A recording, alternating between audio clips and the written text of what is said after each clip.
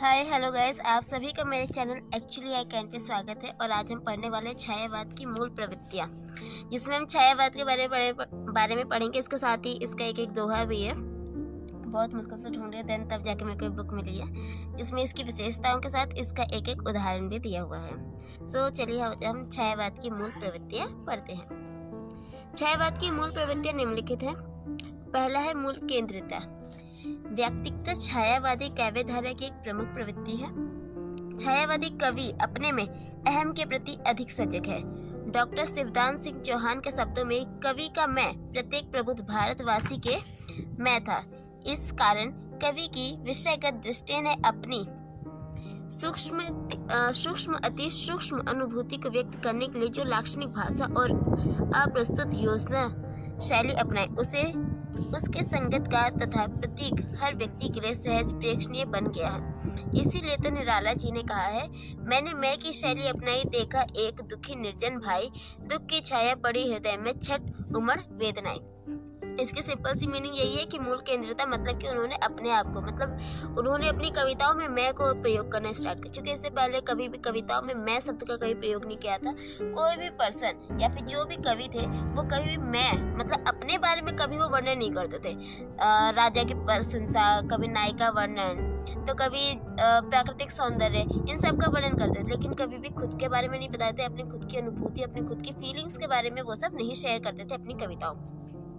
लेकिन छायावाद में वहाँ पे मूल केंद्रिता मतलब वो अपने आप को इम्पोर्टेंस देने लग गए थे। फिर है विषय निष्ठता।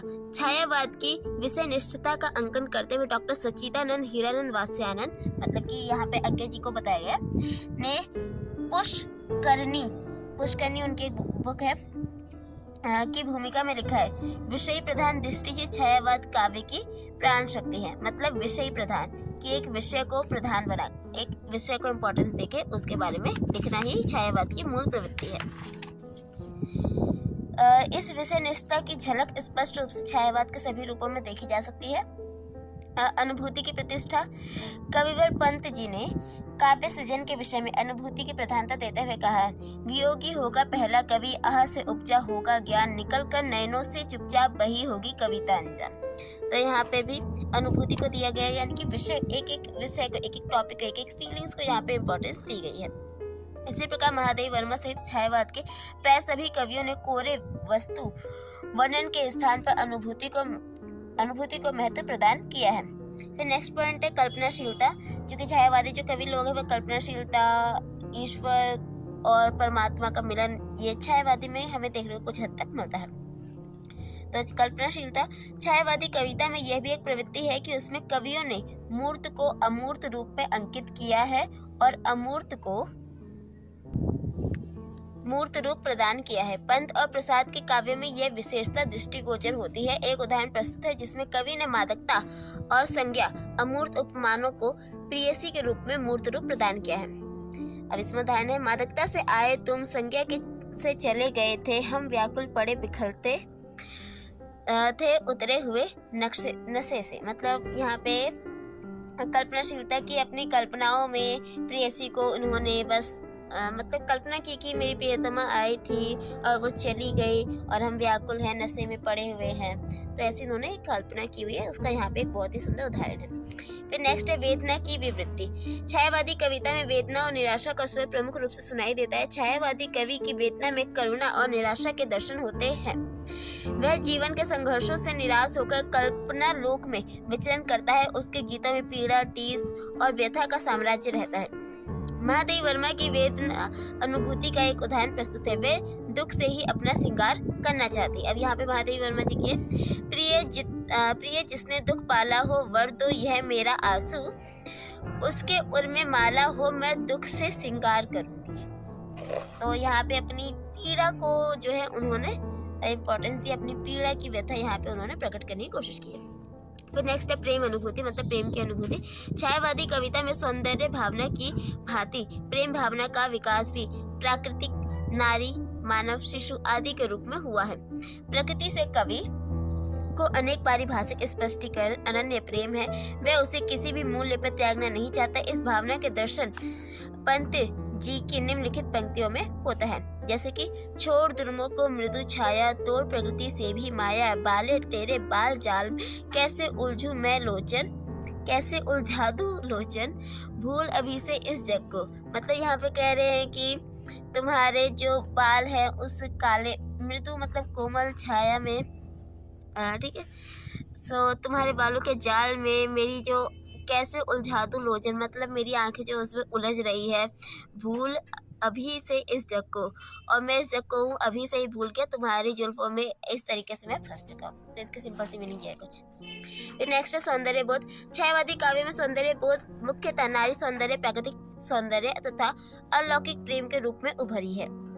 इस सौंदर्य चित्रण में मासलता तथा अश्लीलता का सर्वथा अभाव है, मतलब इसमें उन सब चीजों का यूज नहीं है, मतलब बहुत ही सुंदर एकदम निश्चल प्रेम है कि यहाँ पे वर्णन किया गया है। यदि सौंदर्य में कहीं मासलता की गंध आती भी है तो वह कवि अलौकिक उपमानों के द्वारा इस सौंदर्य को अस्पष्ट बना देता है। जैसे कि यथा मतलब यहाँ पे एग्जाम्पल दिया गया है, नील परिधान बीच सुकुमार, खुल रहा मृदु अध खुला अंग, खिला हो जो बिजली का फूल, मेघवन बीच गुलाबी रंग। तो यहाँ पे कैसे इन्होंने बहुत अच्छा वर्णन किया है। देखो, नीला परिधान मतलब नीले रंग का परिधान कपड़ा है, ठीक है, नीला कपड़ा, बीच सुकुमार मतलब बहुत ही सुंदर लग रहा है, सुकुमार मतलब कि एकदम कोमल सा, एकदम कोमल, खुल रहा मृदु अध खुला अंग, और नीले रंग का कपड़ा पहना हुआ है उसने, मतलब नायिका ने, प्रियतमा ने, प्रेयसी ने, ठीक है, नीले रंग का कपड़ा पहना हुआ है, खुल रहा है मृदुल अध खुला अंग, और धीरे धीरे मतलब उसके शरीर में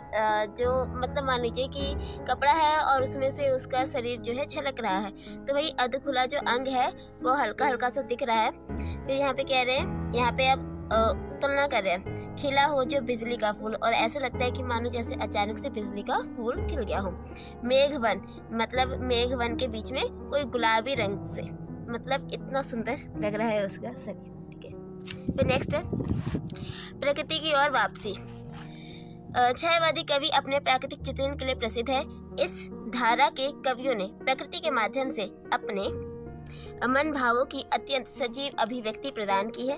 प्रकृति छायावादी कवियों की सहचरी है, उसके सौंदर्य के सम्मुख इन कवियों को किशोरी का रूप सौंदर्य भी फीका सा लगता है। तो मतलब उनका जो प्रकृति का सौंदर्य है उनको बहुत ही अच्छा लगता है, ठीक है, उसके सामने रूप किशोरियों का भी रूप सौंदर्य फीका, मतलब अपनी प्रियतमा भी उनको ज्यादातर प्रकृति में ही ढलती हुई नजर आती है कभी कभी, ठीक है। फिर आगे लिखते हैं, छायावादी कवियों ने प्रकृति का मानवीकरण शैली में अत्यंत हृदयग्राही, मतलब हृदय में जो एकदम सीधा ग्रहण हो जाए, हृदयग्राही चित्रण किया है।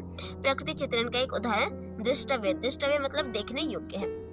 क्या है, दिव अवसान का समय था, मेघ में आसमान से उतर रही वह संध्या सुंदरी परी सी धीरे धीरे धीरे। तो ये जो है बहुत ही अच्छी कविता है कि दिवस अवसान मतलब दिन जो है ढलने का समय है, दिवस इसमें दो शब्द है, दिवस अवसान का समय था। मेघमय मतलब बादल में बहुत, आसमान में बहुत सारे मेघ है, मेघमय आसमान से उतर रही, मतलब समझ में आ रहा है ना कि मेघमय आसमान से उतर रही वह संध्या सुंदरी, मतलब शाम हो रही है, तो वो संध्या जो हो रही है उसे एक मतलब उसका मानवीकरण कर दिया, उसे एक जीवित प्राणी बना दिया, उसे एक जीवित नायिका बना दिया, ठीक है। और वो उतर रही है तो मानो ऐसा लगता है कि जैसे कि वो परी सी है, और वो धीरे धीरे एकदम धीरे धीरे, जैसे शाम होती है तो वो एकदम धीरे धीरे धीरे धीरे धीरे धीरे शाम होती है। तो उसी का इन्होंने बहुत ही सुंदर प्राकृतिक सौंदर्य चित्रण किया हुआ है। अगर आप ये कभी कविता पढ़ेंगे, दिवस अवसान का समय, इस कविता का नाम है संध्या सुंदरी। आप कभी ये कविता पढ़िएगा, बहुत सुंदर है, बहुत प्यारी है। आगे, छायावादी कवियों ने प्रकृति के कोमल और कठोर रूपों के अत्यंत प्रभावी और सजीव चित्र उतारे हैं, ठीक है। छायावादी कवियों के यहाँ पे एक विशेषता आगे। फिर नेक्स्ट पॉइंट है राष्ट्रीय चेतना, लोक मंगल और मानव करुणा। इन कवियों में अपने देश के अतीत गौरव की बड़ी तीव्र भावना है। छायावाद का टाइम है, आजादी का टाइम है, तो जाहिर सी बात है अपने राष्ट्र को लेकर इनके मन में बहुत राष्ट्र प्रेम है, ओके। विशेषता प्रसाद जी की अगर आप कविताएं या फिर उनके रचनाएं देखेंगे तो उनकी ज्यादातर रचनाएं ही राष्ट्र प्रेम के ऊपर हैंगी। आप कभी नोटिस कीजिएगा जयशंकर प्रसाद जी की ज्यादातर रचनाएं, जो कि वो छायावाद जो है केंद्रीकृत है, अपनी प्रियतमा से रिलेटेड है, और आत्मा परमात्मा, एक नई भाषा शैली, छायावाद की ऐसा विशेषता। लेकिन वहाँ पे एक ऐसे प्रसाद जी अकेले हैं जो ज्यादातर पौराणिक जो थीम होती है, मतलब जो भी कविता या फिर कहानी और नोवेल उपन्यास जो भी लिखने का जो थीम होता है, प्रसाद जी का हमेशा पौराणिक ही रहा है। चलिए आगे बढ़ते हैं। उन्होंने देश के प्राचीन गौरव, कह रही हूं ना प्राचीन, उन्होंने हमेशा प्राचीन थीम्स को ही उठाया, प्राचीन गौरव की बड़ी ओजस्वी प्रेरणादायक वाणी में गायन किया है। ठीक है, किसके बारे में कह रहे हैं? प्रसाद जी के बारे में। सो यहाँ पे प्रसाद जी की एक बहुत ही सुंदर प्यारी कविता जो कि राष्ट्र को लेकर है। क्या है? अरुण ये मधुमय देश हमारा, जहाँ पहुँच अनजान से तुझको मिलता एक सहारा। तो इसमें यहाँ पे हमारा देश मतलब भारतवर्ष की यहाँ पे बात की जा रही है। बहुत ही अच्छी कविता ये भी। फिर इसी तरह इन कवियों ने लोक मंगल और मानव करुणा की भावना को अंकित व चित्रित किया है। विशाल मानवतावाद, अब इनमें जो है काफी बड़ी मात्रा में विशाल मानवतावाद है। ठीक है, विश्व मानवतावाद। छायावादी कविता में मानवतावादी भावना को प्रधानता दी गई है। छायावादी कवियों की मानवतावादी दृष्टिकोण का विकास विवेकानंद, अरविंद, गांधी, टैगोर आदि के विचारों से अधिक व्यापक रूप में हुआ है। तो छायावादी कवियों में जो मानवता रही है वो इन सब की तुलना में काफी ज्यादा अधिक है और ज्यादा विश्व से रिलेटेड है। मतलब संपूर्ण जगत के लिए हमारे छायावादी कवियों में मानवता हमें दिखाई देती है। इस कविता में मानव की विशेष महत्व प्रदान किया गया है, इसलिए प्राकृतिक प्रेम कवि पंत का हृदय मानव के प्रति आस्था प्रकट करते हुए पुकार उठाया, सुंदर है विहग सुमन सुंदर, मानव तुम सबसे सुंदरतम। तो यहाँ पे इन्होंने मानव को सुंदर कहा है, ये नहीं कहा कि सिर्फ भारतवर्ष का मानव या फिर किसी दूसरे देश का मानव। उन्होंने स्पेशल मानव को इम्पोर्टेंस दी है, मानव जिसके अंदर मानवता है। फिर आ गया सांस्कृतिक गरिमा। यो तो छायावादी काव्य धारा ने प्राचीन रूढ़ियों के विरुद्ध अपना बिगुल बजाया है, फिर भी इसने अपनी सांस्कृतिक गरिमा को न केवल अक्षुण्ण रखने की दृढ़ता दिखाई, अपिंतु उसके उत्थान के लिए भी अपनी आवाज बुलंद की है। निराला की यमुना के प्रति तुलसीदास और राम की शक्ति पूजा में प्रसाद की कामायनी इस तथ्य के प्रबल प्रमाण है। इस प्रकार स्वतंत्र भावना के से प्रेरित होकर छायावादी काव्य धारा ने परंपरागत रूढ़ियों से स्वयं को न केवल मुक्त ही किया, अपिंतु नए ढंग से उसका फिर से आविष्कार भी किया। फिर आधुनिक संदर्भ में उसका फिर से सृजन करके उसे नई अर्थ इच्छाएं से संवलित कर प्रस्तुत किया। इससे इस काव्य धारक आधुनिक बोध को एक नया सांस्कृतिक आवाज मिल गया है। मतलब इसमें संस्कृति को लेकर कि अपने देश की संस्कृति को इम्पोर्टेंस देना, यहाँ पे वही सब बता रहा है। फिर भाव अभिव्यंजना, कि उन्होंने अपने भावों की अभिव्यंजना कैसे की है। छायावादी काव्यधारा की उच्चतम उपलब्धियों में भाव अभिव्यंजना नामक उपलब्धि को नकारा नहीं जा सकता। यह सच है कि द्वितीय युगीन खड़ी बोली की काव्य भाषा का परिमार्जन के बाद उसकी काव्यात्मक संभावनाओं को पहचान कर उसको उपयोगी करने के शेष कार्य को छायावादी काव्यधारा ने ही संपन्न किया है। मुकुटधर पांडे ने छायावादी काव्यगत विशिष्टता पर प्रकाश डालते हुए लिखा है। वे क्या लिखते हैं? उसका एक मोटा यह लक्ष्य है कि उसमें शब्द और अर्थ का सामंजस्य बहुत कम रहता है। कहीं कहीं तो इन दोनों का परस्पर कुछ भी संबंध नहीं रहता। लिखा कुछ और हो गया कुछ, पर मतलब कुछ और ही निकलता है। इसमें कुछ जादू भरा है। अतः यदि यह कहा जाए कि ऐसी रचनाओं में शब्द अपने स्वाभाविक मूल्य को खोकर सांकेतिक चिन्ह मात्र हुआ करते हैं तो कोई अतियुक्ति नहीं होगी। तात्पर्य यह है कि छायावाद का शब्द प्रतीक होता है और वह जादू का सा असर पैदा करता है। इसके लिए शब्द को उसके प्रचलित अर्थ से अलग करके नए अर्थ से युक्त करता है। सो गाइस, छायावाद की विशेषताओं में यही सब था।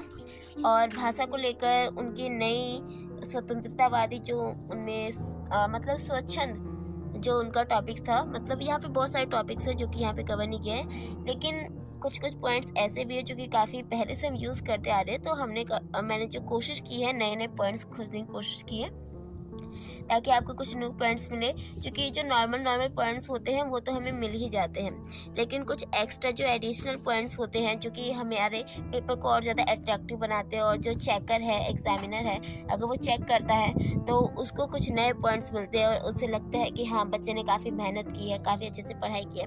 तो इसी पर्पज़ से मैंने इसमें कुछ नए पॉइंट्स ढूंढने की कोशिश की है और उन्हीं को मैंने इस वीडियो में बनाया है। अगर आपको मेरी वीडियो पसंद आती है तो प्लीज़ लाइक करना, सब्सक्राइब करना और कमेंट जरूर करना अगर आपको पसंद आती है तो। आपका थैंक यू, बहुत बहुत शुक्रिया मेरे इस वीडियो को देखने के लिए।